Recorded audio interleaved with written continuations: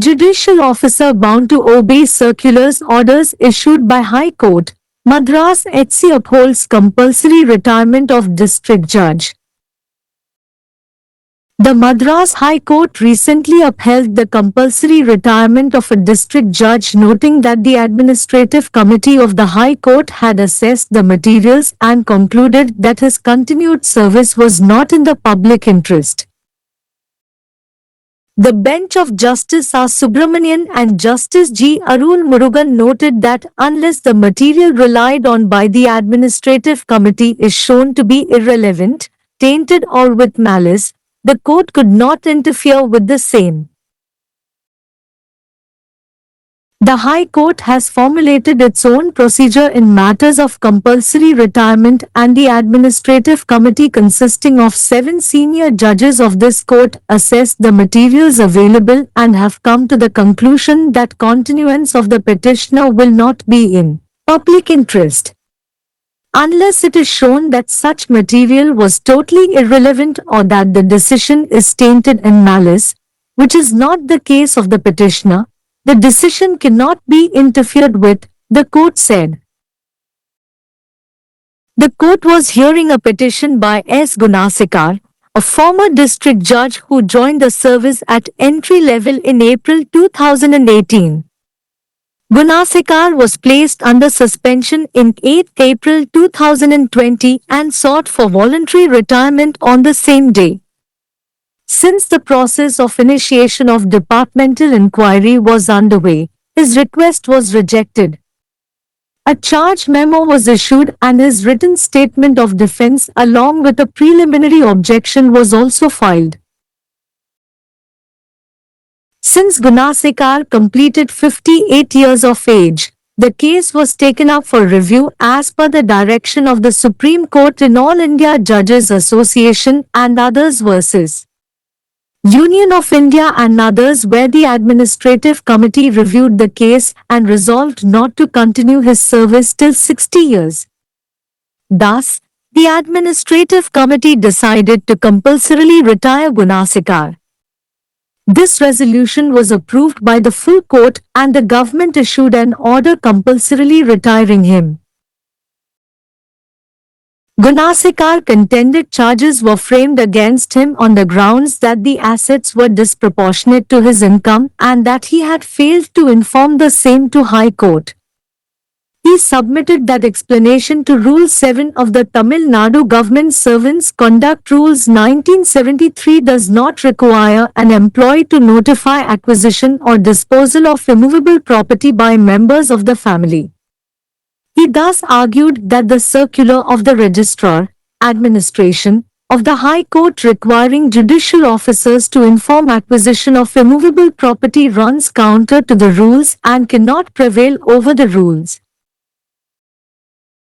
He also submitted that his compulsory retirement is based on the entry in his annual confidential report. He submitted that the decision to retire him compulsorily was made even before the communication of adverse entry was made against him and was in violation of the Tamil Nadu State Judicial Service Confidential Record rules. He also added that the state government's rules regarding compulsory retirement was not complied with. On behalf of the High Court, it was argued that there were several complaints against Gunasekar and the decision of the Administrative Committee was made even prior to the recording of the adverse remarks. Thus, it was argued that Gunasekar's assumption that his compulsory retirement was relatable to the adverse remarks was incorrect and there was no violation of the State Judicial Service rules. The court observed that as a judicial officer, Gunasekar was bound to obey the circulars and the orders of the High Court. The court also observed that Gunasekar could not contend that he should be treated on par with other government servants. The court also noted that to secure higher degree of probity and integrity, the High Court thought it fit to require judicial officers to provide information about the acquisition of assets by their family members even though it is out of their own funds. Thus, Finding no reason to interfere, the court dismissed the plea. Case title: S. Gunasekar v. State of Tamil Nadu and another. Case No. W.P.No.23310 of 2022. உயர்நீதிமன்றம் பிறப்பித்த சுற்றறிக்கைகள் ஆணைகளுக்கு கீழ்ப்படிய வேண்டிய நீதித்துறை அதிகாரி, மாவட்ட நீதிபதியின் கட்டாய ஓய்வுக்கு சென்னை உயர்நீதிமன்றம் உறுதி அளித்துள்ளது. உயர்நீதிமன்ற நிர்வாக குழு ஆவணங்களை மதிப்பிட்டு, அவரது தொடர்ச்சியான சேவை பொது நலனுக்கானது அல்ல என்று முடிவு செய்ததை குறிப்பிட்டு, மாவட்ட நீதிபதியின் கட்டாய ஓய்வுக்கு சென்னை உயர்நீதிமன்றம் சமீபத்தில் உறுதி செய்தது. நிர்வாக குழுவால் நம்பியிருக்கும் ஆவணங்கள் பொருத்தமற்றவை, கரைபடிந்தவை அல்லது தீங்கிழைக்கும் தன்மை கொண்டவை எனக் காட்டப்படாவிட்டால் நீதிமன்றம் அதில் தலையிட முடியாது என்று நீதிபதிகள் ஆர். சுப்பிரமணியன் மற்றும் நீதிபதி ஜி. அருள் முருகன் ஆகியோர் அடங்கிய அமர்வு குறிப்பிட்டது. கட்டாய ஓய்வு தொடர்பான விஷயங்களில் உயர் நீதிமன்றம் அதன் சொந்த நடைமுறையை வகுத்துள்ளது. மேலும் இந்த நீதிமன்றத்தின் 7 மூத்த நீதிபதிகளைக் கொண்ட நிர்வாக குழு கிடைக்கக்கூடிய ஆவணங்களை மதிப்பிட்டு, மனுதாரரின் தொடர்ச்சி பொது நலனில் இருக்காது என்ற முடிவுக்கு வந்துள்ளது. அத்தகைய ஆவணங்கள் முற்றிலும் பொருத்தமற்றவை அல்லது முடிவு கரைபடிந்தவை மற்றும் தீங்கிழைக்கும் தன்மை கொண்டது என்று காட்டப்படாவிட்டால் முடிவில் தலையிட முடியாது என்று நீதிமன்றம் கூறியது. ஏப்ரல் 2018 தொடக்க நிலை நீதிபதியாக பணியில் சேர்ந்த முன்னாள் மாவட்ட நீதிபதி எஸ். குணசேகர் தாக்கல் செய்த மனுவை நீதிமன்றம் விசாரித்தது. குணசேகர் ஏப்ரல் 8, 2020 இடைநீக்கம் செய்யப்பட்டார். அதே நாளில் தன்னார்வ ஓய்வு கோரினார்.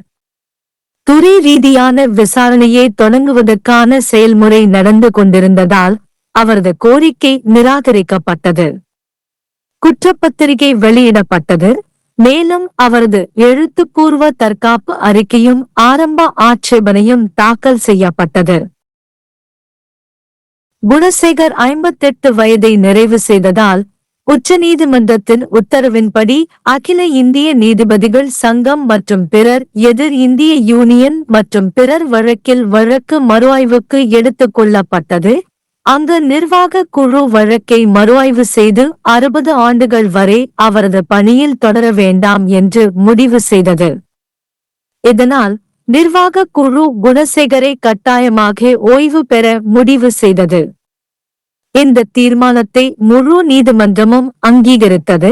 மேலும் அரசாங்கம் அவருக்கு கட்டாய ஓய்வு அளிக்கும் உத்தரவை பிறப்பித்தது.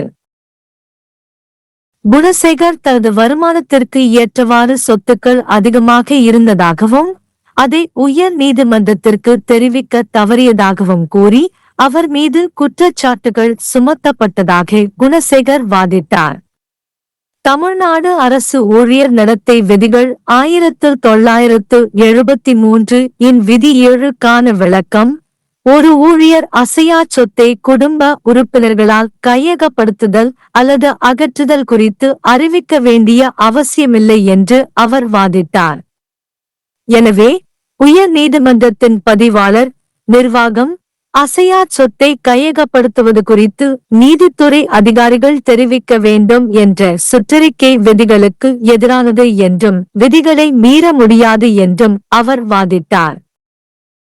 அவரது கட்டாய ஓய்வு என்பது அவரது வருடாந்திர ரகசிய அறிக்கையில் உள்ள பதிவின் அடிப்படையில் அமைந்துள்ளது என்றும் அவர் சமர்ப்பித்தார். அவருக்கு எதிராக பாதகமான பதிவு தெரிவிக்கப்படுவதற்கு முன்பே அவரை கட்டாயமாக ஓய்வு பெறச் செய்யும் முடிவு எடுக்கப்பட்டதாகவும் அது தமிழ்நாடு மாநில நீதித்துறை இரகசிய பதிவு விதிகளை மீறுவதாகவும் அவர் சமர்ப்பித்தார். கட்டாய ஓய்வு தொடர்பான மாநில அரசின் விதிகள் பின்பற்றப்படவில்லை என்றும் அவர் கூறினார். உயர் நீதிமன்றத்தின் சார்பாக குணசேகருக்கு எதிராக பல புகார்கள் இருப்பதாகவும் பாதகமான கருத்துக்களை பதிவு செய்வதற்கு முன்பே நிர்வாக குழுவின் முடிவு எடுக்கப்பட்டதாகவும் வாதிடப்பட்டது.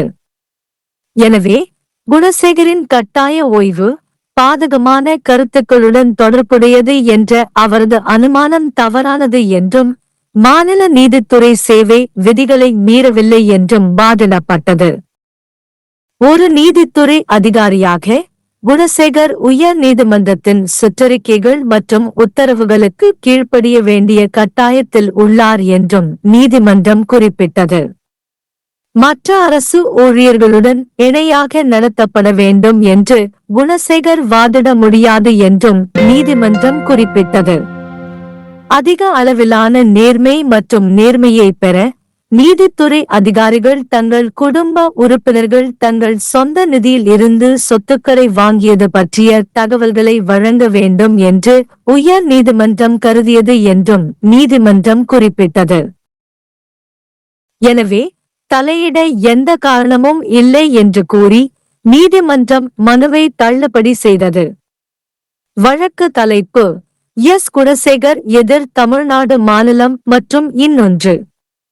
வழக்கு எண் WP 2331/2022।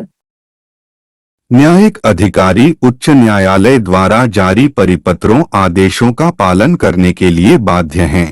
मद्रास उच्च न्यायालय ने जिला न्यायाधीश की अनिवार्य सेवानिवृत्ति को बरकरार रखा। मद्रास उच्च न्यायालय ने हाल ही में एक जिला न्यायाधीश की अनिवार्य सेवानिवृत्ति को बरकरार रखा, जिसमें कहा गया कि उच्च न्यायालय की प्रशासनिक समिति ने सामग्री का मूल्यांकन किया था और निष्कर्ष निकाला था कि उनकी सेवा जारी रखना जनहित में नहीं है। न्यायमूर्ति आर सुब्रमण्यन और न्यायमूर्ति जी अरुल मुरुगन की पीठ ने कहा कि जब तक प्रशासनिक समिति द्वारा भरोसा की गई सामग्री अप्रासंगिक, दूषित या दुर्भावना से युक्त नहीं दिखाई जाती, तब तक न्यायालय उसमें हस्तक्षेप नहीं कर सकता। अनिवार्य सेवानिवृत्ति के मामलों में उच्च न्यायालय ने अपनी स्वयं की प्रक्रिया तैयार की है और इस न्यायालय के साथ वरिष्ठ न्यायाधीशों वाली प्रशासनिक समिति ने उपलब्ध सामग्री का मूल्यांकन किया और इस निष्कर्ष पर पहुंची है कि याचिकाकर्ता का सेवा में बने रहना जनहित में नहीं होगा। जब तक यह नहीं दिखाया जाता कि ऐसी सामग्री पूरी तरह अप्रासंगिक थी या निर्णय दूषित और दुर्भावना से युक्त था, जो कि याचिकाकर्ता का मामला नहीं है, तब तक निर्णय में हस्तक्षेप नहीं किया जा सकता, न्यायालय ने कहा।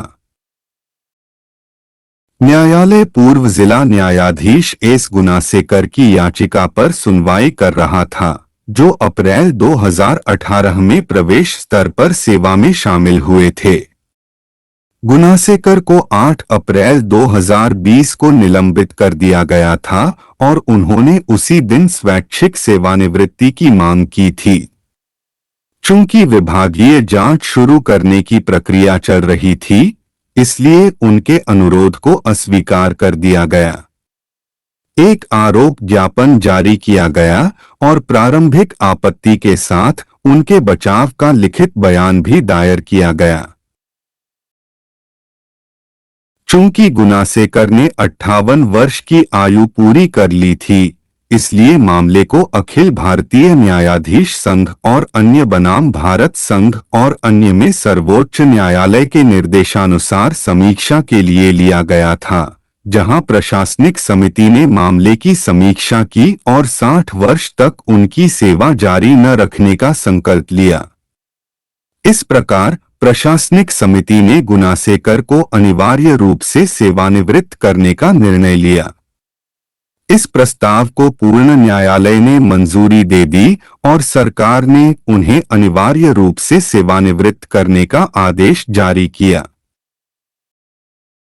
गुनसेकर ने तर्क दिया कि उनके खिलाफ आरोप इस आधार पर तय किए गए थे कि उनकी संपत्ति उनकी आय से अधिक थी और उन्होंने उच्च न्यायालय को इसकी सूचना नहीं दी थी। उन्होंने प्रस्तुत किया कि तमिलनाडु सरकारी कर्मचारी आचरण नियम 1973 के नियम 7 के स्पष्टीकरण में किसी कर्मचारी को परिवार के सदस्यों द्वारा अचल संपत्ति के अधिग्रहण या निपटान की सूचना देने की आवश्यकता नहीं है, इस प्रकार उन्होंने तर्क दिया कि उच्च न्यायालय के रजिस्ट्रार प्रशासन का परिपत्र, जिसमें न्यायिक अधिकारियों को अचल संपत्ति के अधिग्रहण की सूचना देने की आवश्यकता है, नियमों के विरुद्ध है और नियमों पर हावी नहीं हो सकता। उन्होंने यह भी प्रस्तुत किया कि उनकी अनिवार्य सेवानिवृत्ति उनकी वार्षिक गोपनीय रिपोर्ट में प्रविष्टि पर आधारित है। उन्होंने प्रस्तुत किया कि उन्हें अनिवार्य रूप से सेवानिवृत्त करने का निर्णय उनके खिलाफ प्रतिकूल प्रविष्टि की सूचना दिए जाने से पहले ही लिया गया था और यह तमिलनाडु राज्य न्यायिक सेवा गोपनीय रिकॉर्ड नियमों का उल्लंघन है। उन्होंने यह भी कहा कि अनिवार्य सेवानिवृत्ति के संबंध में राज्य सरकार के नियमों का अनुपालन नहीं किया गया। उच्च न्यायालय की ओर से यह तर्क दिया गया कि गुणशेखर के खिलाफ कई शिकायतें थीं और प्रशासनिक समिति का निर्णय प्रतिकूल टिप्पणियों की रिकॉर्डिंग से पहले ही लिया गया था। इस प्रकार यह तर्क दिया गया कि गुणशेखर की यह धारणा कि उनकी अनिवार्य सेवानिवृत्ति प्रतिकूल टिप्पणियों से संबंधित थी, गलत थी और राज्य न्यायिक सेवा नियमों का कोई उल्लंघन नहीं था। न्यायालय ने देखा कि एक न्यायिक अधिकारी के रूप में गुणशेखर उच्च न्यायालय के परिपत्रों और आदेशों का पालन करने के लिए बाध्य थे। न्यायालय ने यह भी देखा कि गुणशेखर यह तर्क नहीं दे सकते कि उनके साथ अन्य सरकारी कर्मचारियों के समान व्यवहार किया जाना चाहिए। न्यायालय ने यह भी कहा कि उच्च स्तर की सत्यनिष्ठा और ईमानदारी सुनिश्चित करने के लिए उच्च न्यायालय ने न्यायिक अधिकारियों से उनके परिवार के सदस्यों द्वारा अर्जित संपत्ति के बारे में जानकारी प्रदान करने की अपेक्षा करना उचित समझा, भले ही यह उनके स्वयं के धन से हो। इस प्रकार हस्तक्षेप करने का कोई कारण न पाते हुए न्यायालय ने याचिका को खारिज कर दिया। केस का शीर्षक एस गुणशेखर बनाम तमिलनाडु राज्य और अन्य। केस संख्या W.P. सन 23310222।